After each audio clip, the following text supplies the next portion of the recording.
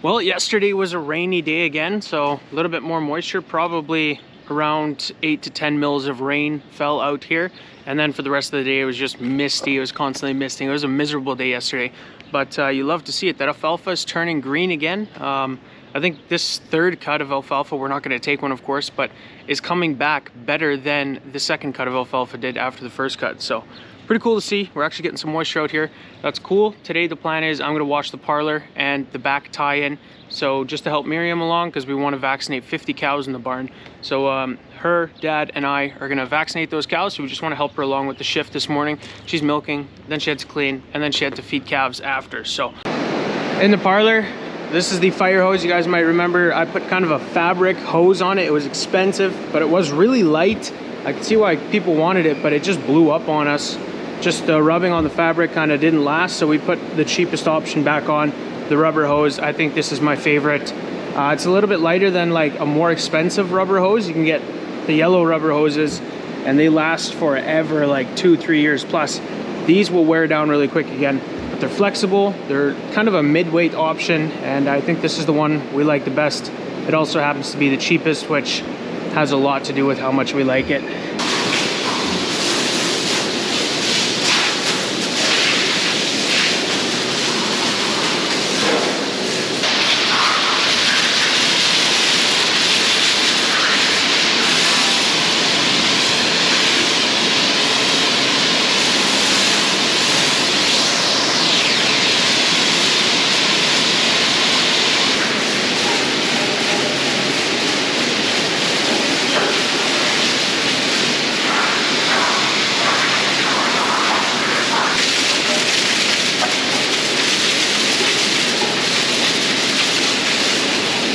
So we finished the parlor.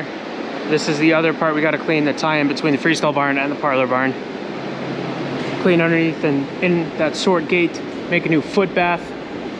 We're all cleaned up here. We're just filling up the foot bath right now.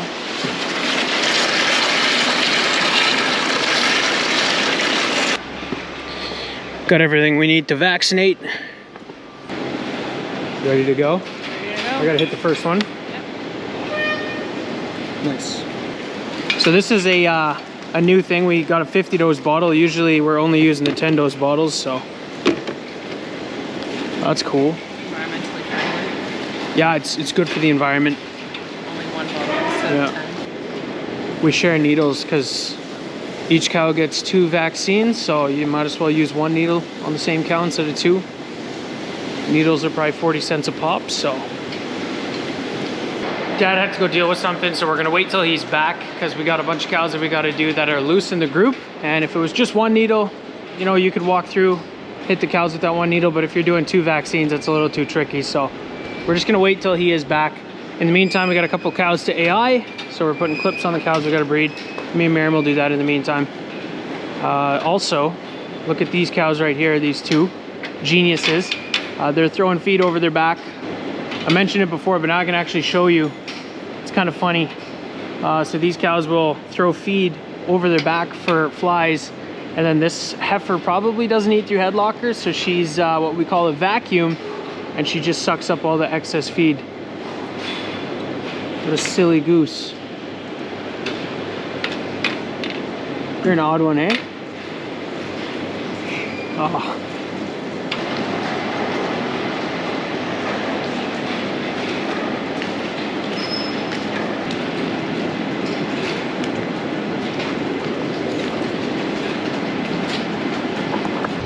Okay, I'm gonna try park that Swather header in the back corner of the shed right now. So I'm gonna head over there, start backing stuff out.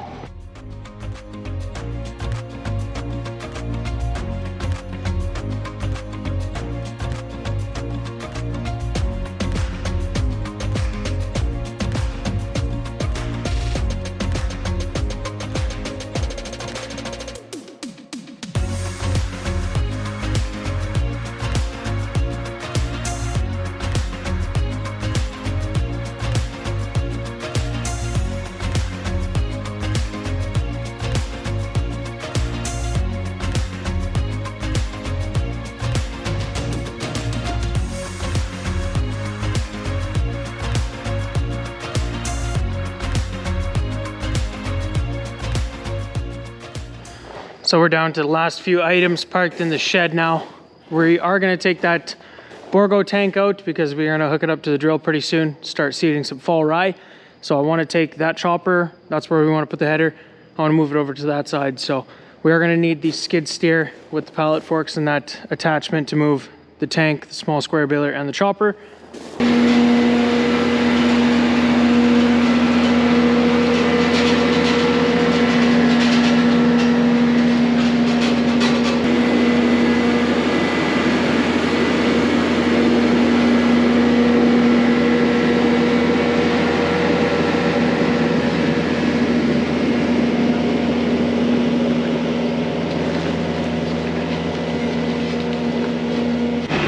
Since we're moving the chopper from that corner to that corner, I gotta spin the spout 180 degrees to the opposite side so I can get it more snug in that corner. So we're just gonna leave it detached, but I am gonna grab the Versatile, hook up the hydraulic hoses, and hopefully it's in the right setting just to swing it around. Nice.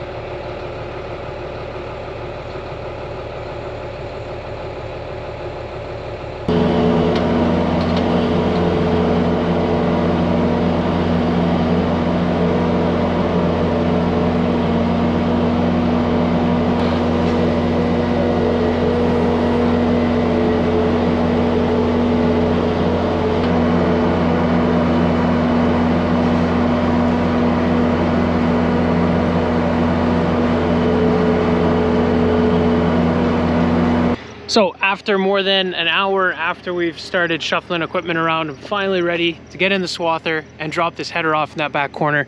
I'm gonna start out by unhooking some stuff. Just the pins that hold the header in from the bottom.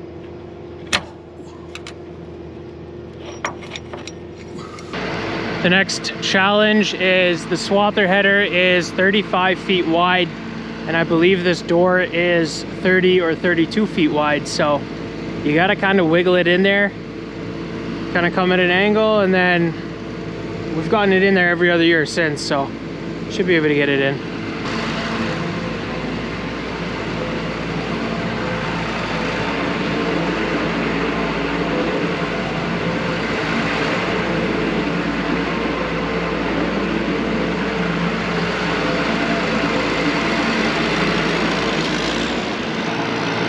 Nothing to it. So we got everything moved back in the shed there. It's crazy how much work that actually is. It took us like 2 hours just to take everything out, switch a couple things around, and put it all back in. I left one truck out and the swather out. We're gonna grab the haybine header with the swather. We got some patches of weeds in those pea fields that we wanna cut down and bale. And then we do wanna put the tarp on the automatic truck there. So still a few things to do, but the majority of that work is done now. So that's awesome to do in milk testing this afternoon in the parlor, testing out the milk quality of each individual cow. So we're gonna go check that out now. So we do milk sampling for a couple reasons. The main reason is to get a genuine sample of what each cow is producing. One cow might be producing milk at 4% butterfat and she might be producing it at 5% butterfat. So she might produce more liters, her less liters, but even though she's producing less liters of milk, she might be producing more kgs butterfat, and that's what we get paid on here in Canada. And it also tests for things like somatic cell count, so the overall quality of the milk. And you can also test for diseases in the milk herd, and you can find out cows that are carrying a certain disease. We do that maybe once a quarter, so every 3 months, not every single milk test, because that costs more money, obviously. So all of this data is stored in a massive database, and it's all tied to each individual cow. You can go online, you can search up her registration number, and then you can see even 20 years from now how much milk this cow actually produced in her lifetime. Or you can go then see her daughter, see how much she produced, and you can make breeding decisions based on those types of sets of data. So pretty cool. It gives you a lot of data on your cows, and it really gives you a good idea on exactly what's happening in your milk herd. You got to use the data though to make it worth it. So Miriam's the one running between the parlor and the basement, so she's just writing down the cow numbers and what position they're in. She's got a special little card here, and she'll run that down to the basement so the milk sample gets the right cow number put on it. We do this because the monitors don't show the numbers in the basement. Yeah. And I guess I could like put the paper on a string and bring it downstairs, but it's fine. I need to sometimes bring a sample up and down, so. This will do. So we're in the basement right now, and there's a couple of special metering jars on the milk line. So we gotta put these on for the milk testing, and it just meters out a milk sample from each individual cow. And this is the sample jar right there. So cow number 1593 is up top at that milking point. And then when she's done being milked, she'll take a little bit of this milk sample, put it in the jar, and this will be shipped off to the sampling place, and they'll get a good sample on the milk.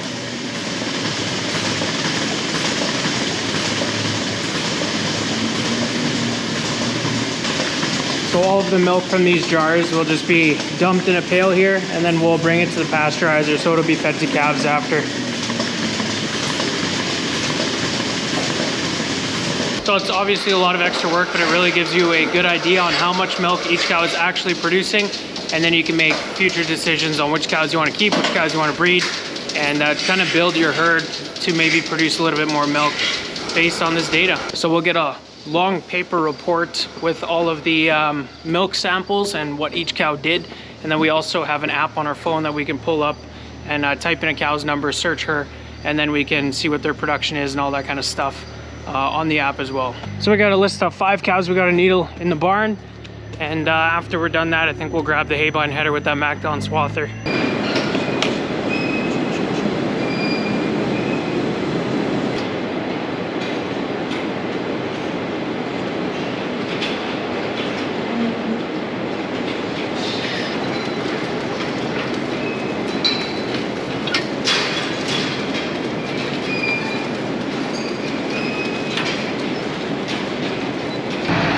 So that's the haybine header.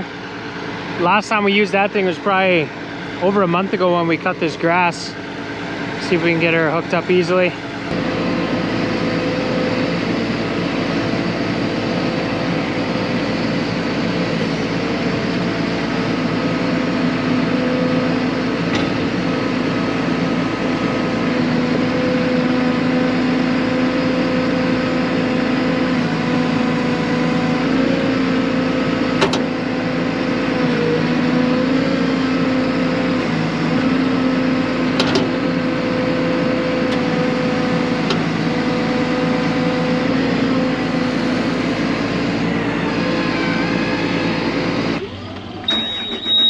Got her hooked up. Gonna try turning it on for the first time.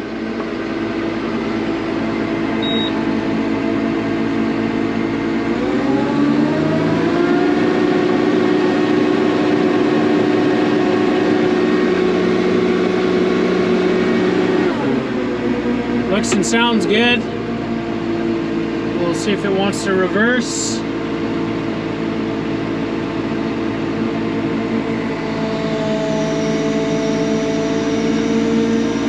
Beauty. We're all done shuffling the equipment around. Everything is in here that was in there before, I guess, except for the seed tank.